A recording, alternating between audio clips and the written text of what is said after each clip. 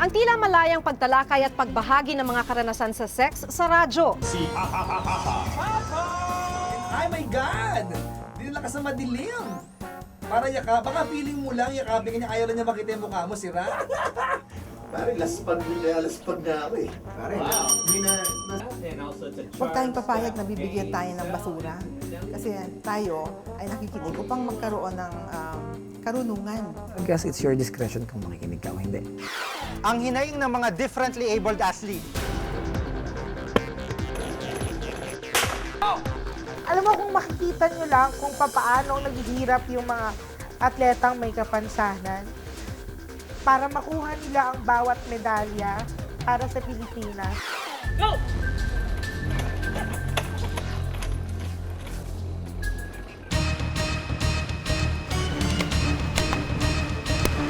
Liksi, lakas, at determinasyon. Ito ang kanilang puhunan. Sa kabila ng hamon sa kanilang pisikal na anyo, naghahatid ng karangalan at nagsisilbing inspirasyon. Ang 23 taong gulang na si Ann bagamat bulag, 3 medalya na ang napanalunan niya sa larangan ng track and field. Pero maaaring higit pa raw sana sa medalyang silver at bronze ang kanyang naiuwi kung nabigyan lamang sila ng mas mahabang panahon para makapagsanay. Yung ibang atleta na sa pagkakaalam namin, whole year round training sila. Samantala sa amin, 3 months, 2 months, ganon. Kaya makakapasok nga kami sa third, sa bronze, silver, gold, yung ganon. How much more kung pantay yung training na namin sa kanila, mas siguro, mas masasabi na pwedeng mag-number 1 yung Pilipinas. Sa 2005 ASEAN Para Games na ginawa dito sa Pilipinas, kumang-anim ang Pilipinas sa overall ranking kung saan 11 bansa ang nakilahok sa kompetisyon. Nakamit ng ating koponan ng 22 gold, 41 silver at 37 bronze medals. Tulad ni Ann, ilang beses na rin nagatid ng karangalan ang 35 taong gulang na si Adeline. Sa tagal niya sa koponan, batid niya mga kakulangan sa mga pangangailangan nilang mga atleta. Hindi ka papasok sa sports nang isipin mo pera. Pero dahil nga sa magte-training ka, kung ako halimbawa, pupunta ako sa gym, mamamasahe ako eh. Hindi naman kami pwedeng mag-jeep, hindi kami pwedeng mag-bus. Hindi ko rin man kaya mag-wheelchair mula dito hanggang Cubao. Eh di syempre, ano ba ang pinaka-means of transportation? Taxi. Magkano ba taxi ngayon? 120 balikan. Pag umuulan, magdadagdag ka pa kasi bubuhatin yung wheelchair. 5,000 lamang daw kasi ang kanilang allowance kada buwan. Wala ring transportation at food allowance. Nakatatanggap lamang daw sila ng allowance habang nagsasanay 3 buwan bago ang paligsahan. Bukod dito, naantala rin daw ito. Pag nandun na sa competition, hindi na pinag-uusapan ang walang training, walang uniform, walang suporta. Pinag-uusapan na din yung dignity ng atleta bilang Pilipino. At yon ang binibigay ng mga atletang Pilipino pag nasa competition na sila. Alam mo kung makikita nyo lang kung paano naghihirap yung mga atletang may kapansanan para makuha nila ang bawat medalya para sa Pilipinas. Ngayong Agosto, muling lalahok ang ilan sa kanila sa kompetisyon para sa 5th ASEAN Para Games sa Malaysia. Ilang araw bago lumipad ang contingent ng Pilipinas, puspusan ang kanilang training. Pero ang ibang atleta bago mag-ensayo, pagkukumpuni ng mga gagamiting equipment sa training ang inatupag. Sobrang luma na rin. Bumibigay na talaga yung kaya ito na, pinagtsatsaga na lang namin yung mga repair na lang. Bukod sa niremedyohan na lang, 3 piraso rin lang daw ito.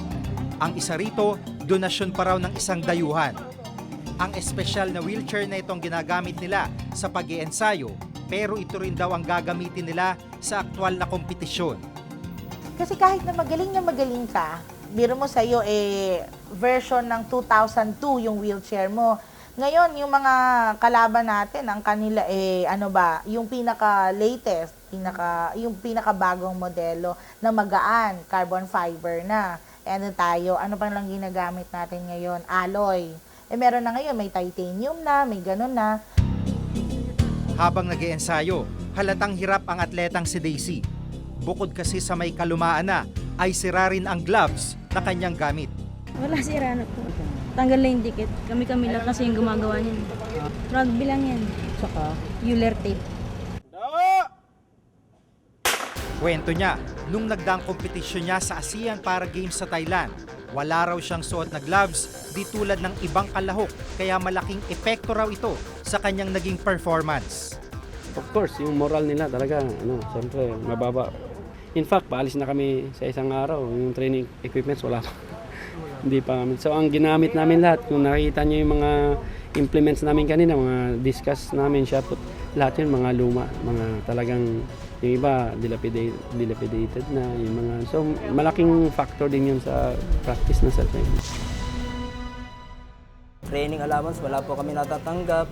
Ang natatandaan ko pa nga ho nun nagpa-practice kami. Ang minimerenda lang po namin, pantisan lang po.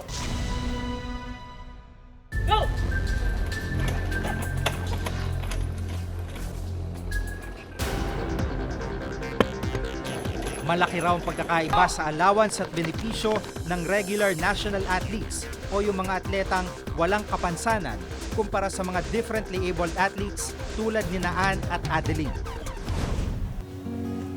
Itong nagtulak sa 43 taong gulang na si Chris para maagang magretiro bilang atleta. Taong 1994, nang ipadala siya ng Philippine Paralympic Foundation sa China para sa 6 FESPIC Games o Far East and South Pacific Games for the Disabled. Sa kanyang pagbabalik, karangalan ang hatid niya sa bansa matapos makamit ang gintong medalya. Pero bukod sa cash incentive na 1,000 piso mula sa mag-asawang taga-suporta, wala raw siyang natanggap na anumang tulong mula sa gobyerno.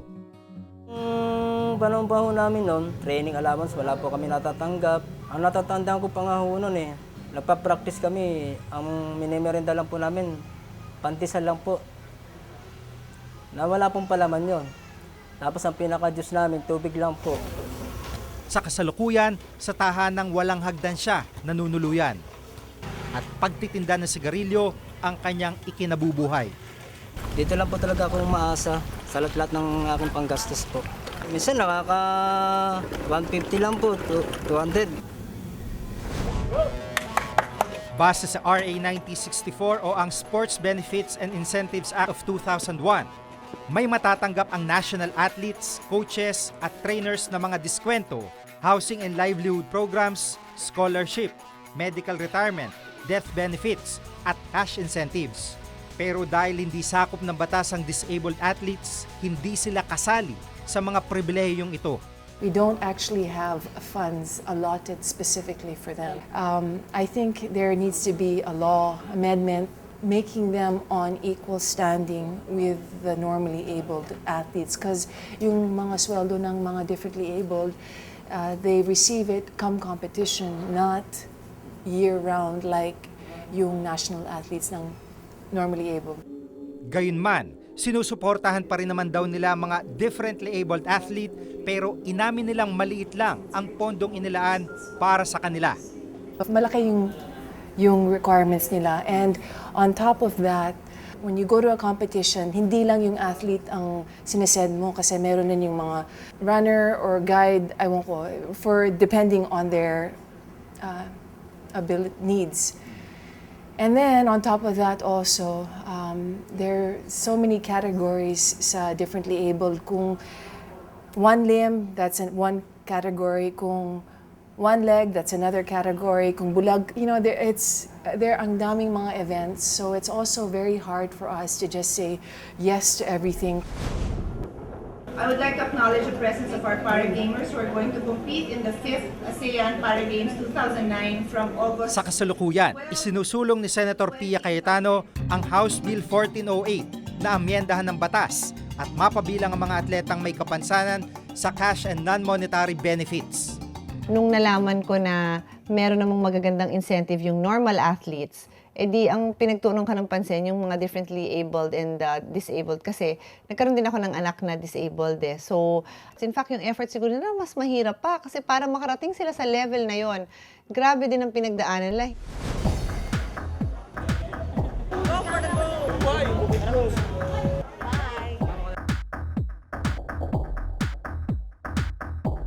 Sa kanilang pag-alis, pansamantala nilang iiwan ang kanilang pakikipaglaban para sa pantay na benepisyo, para muling maghatid ng karangalan sa ating bansa. Ako si Jigo Manicad at ito ang nakatala sa aking Reporter's Notebook. Oh my God! Kasi I always ask, proud ka ba sa ginawa mo? Pag may nagsabi sa akin na caller na, opo, tantado ka pala eh. I say that on air. And I mean that on air.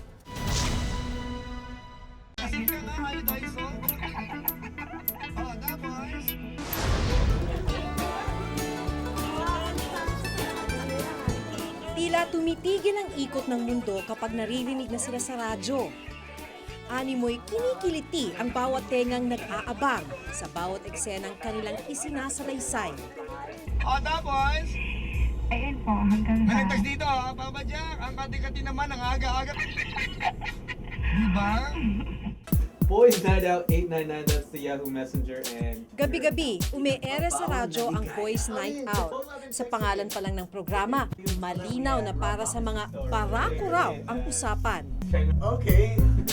At ang isa sa mga malayang tinatalakay, mga usapin tungkol sa sex. Pinagbabawal na ligaya. Pinagbabawal na ligaya. On a Manyak Monday. Guilty pleasure in Tagalog.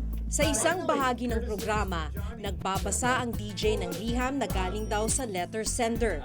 At kasama sa kwento mula sa liham ang tungkol sa karanasan sa pakikipagtalik. So, kami naman, pinapakita namin na, boys kami, anong ginagawa ng mga boys kapag single. Di ba? Siyempre, filter, edit. Random po ba yung topics? Random yun eh. Kahit anong gusto mo ilabas. Love, sex, drugs, suicidal, marriage. Sa mga nakandabay sa atin, hello, pinili mo sa lahat. This is our time. Kamusta po? Di nalalayo rito ang programa ni Professor John Gemperle, o mas kilala sa kanyang mga tagapakinig sa FM radio bilang Papa Jack. Si Papa! Oh my God! Dinala ka sa madilim. Para baka feeling mo lang, yakapin niya, ayaw lang niya makita yung mukha mo, sira. Siya ang boses ng True Love Conversations. Sa kanyang programa, binibigyan daw niya ng payo ang mga tagapakinig na may problema sa pag-ibig. Sana Papa Jack humingi ng advice. Sige. Tuloy. May girlfriend po ako. Kaso, may sablay. Bakit? Tibo rin siya. Sablay talaga yan, para may tibo. Ibig sabihin... Pero pagsapit ng alas 12:30 ng madaling araw, tila nag-iiba na ang tema ng usapan. Dahil sa mga oras na ito, sa programang Wild Confessions ni Papa Jack, mismong callers niya ang nagkikwento ng karanasan nila sa sex. Matt, habang magkausap tayo, nagkikembelar sila. Kasi pwedeng mangyari yun. Kasi I always ask, proud ka ba sa ginawa mo? Pag may nagsabi sa akin na caller na, opo, tantado ka pala eh. I say that on air. And I mean that on air. Di ba? Nagkwento ka sa akin, pag-usapan natin, pwedeng pag pinag-usapan natin, nakakatawang pag-usapan yan. Di ba? Pero alam natin na mali yan. Pinagbabawal na ligaya.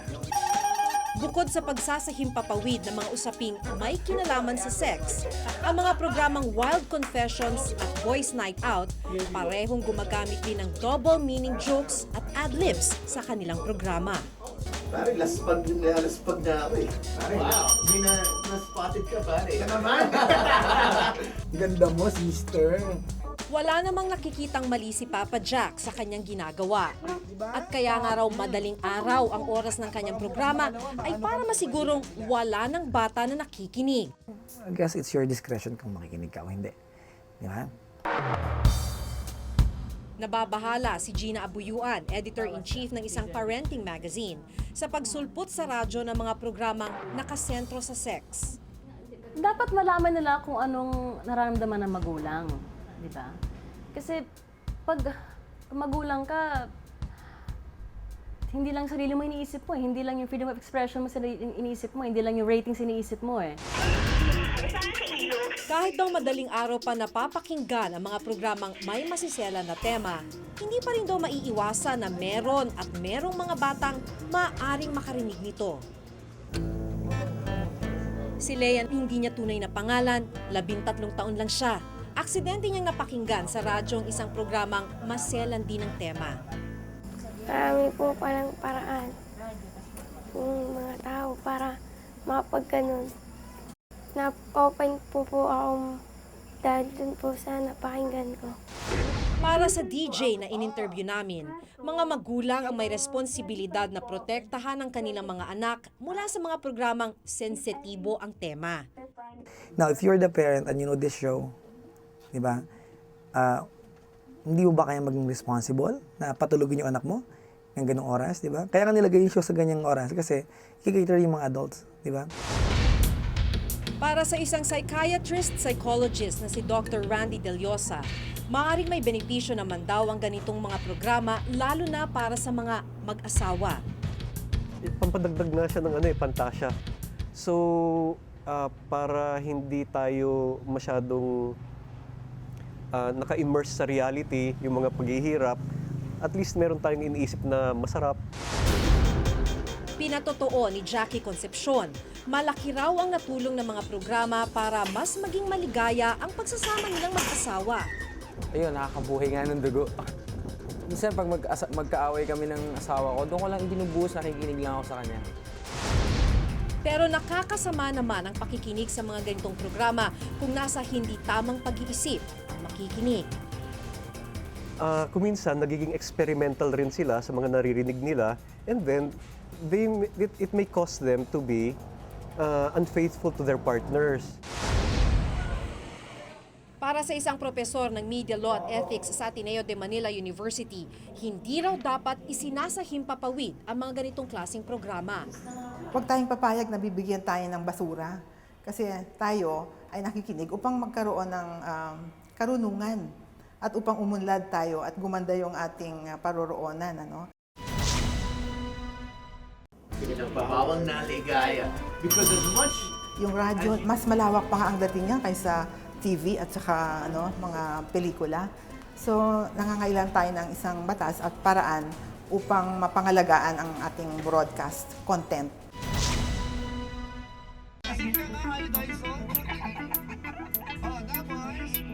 Hindi tulad sa telebisyon at sa pelikula, walang ahensya ng gobyerno na naatasang sasala sa mga programa na akma para mapakinggan ng publiko sa radyo.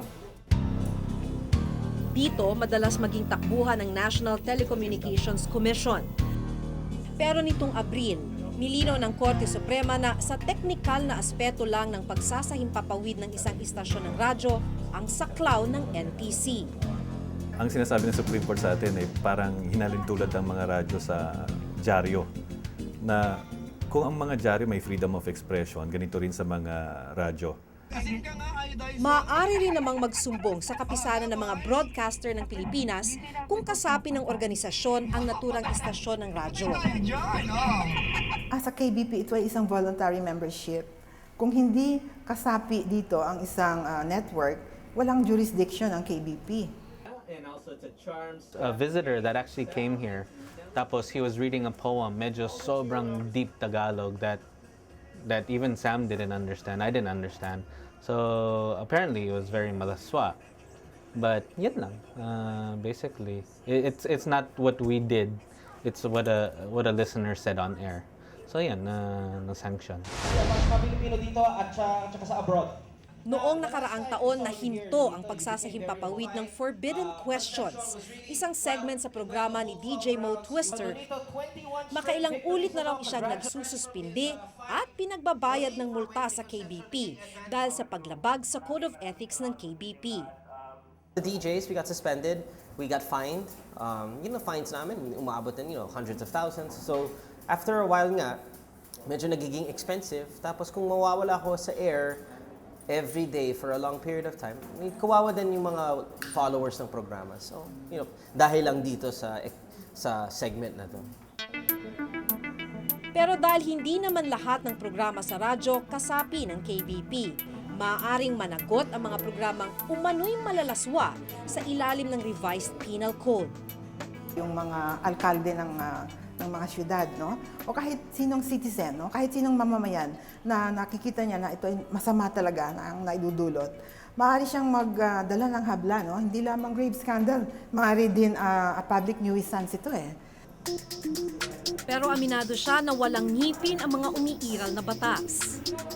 Yung radyo, mas malawak pa nga ang dating niya kaysa TV at saka mga pelikula.